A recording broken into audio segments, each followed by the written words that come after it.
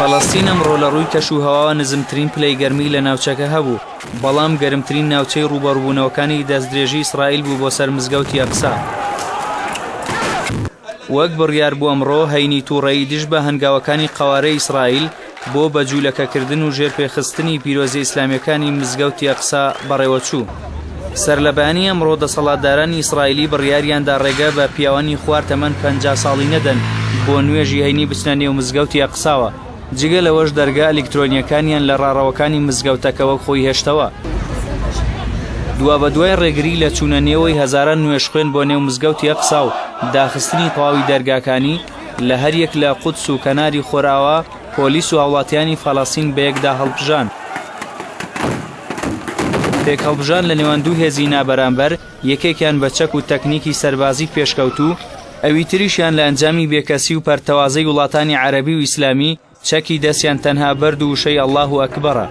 پۆلیس و سەربازانی ئیسرائیلی لە بەرامبەر خۆپیشاندانی سادەی فەلەستینیەکاندا گولەی ڕاستەقینە و گولەی لاستیکیان بەکارهێنا، بەو هۆیەوە 3 هاوڵاتی فەلەستینی شەهید بوون و نزیکەی 125 کەسیان بە گولە و غاز شژاهراوی و بریندار بوون.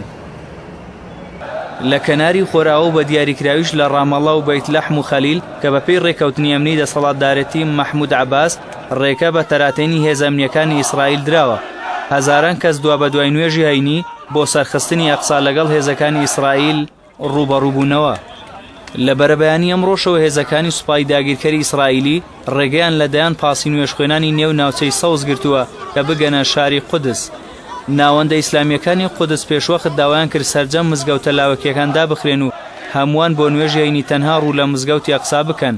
لە ناوچەکانی کەناری خۆراوەش داوا لە هاوڵاتیان کرا نوێژی هەینی ببەنە ئەو مزگەوتانەی کە هاوسنوورن لەگەڵ هێزەکانی ئیسرائیل.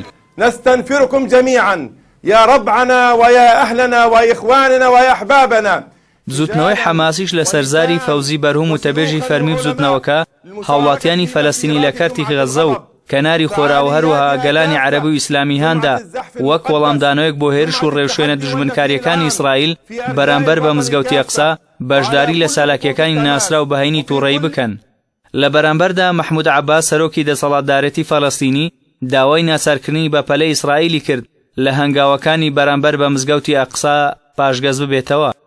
لەو کاتەوەی لە ساڵی 1970 بەپێی بەڵێنی بەلفۆر بڕیاردرا دەوڵەتێک بۆ جوولەکان لەسەر خاکی فەڵەستین دروست بکرێت و بەتایبەت لە ساڵی 1948ەوە کە نەتەوە گرتوەکان دەوڵەتی جوولەکەکانی لە فەڵەستین پەسەند کرد، ڕووبەڕووبوونەوەی خەڵکی فەڵەستین لەگەڵ هێزی بێشومار و پرچەکی قەوارەی جوولەکە نەوەستاوە و لەو میانەیەشدا دەیان هەزار شەهید و برینداریان داوە و لە ئێستاشدا هەزاران کەسیان لە زیندانەکانی ئیسرائیلدان.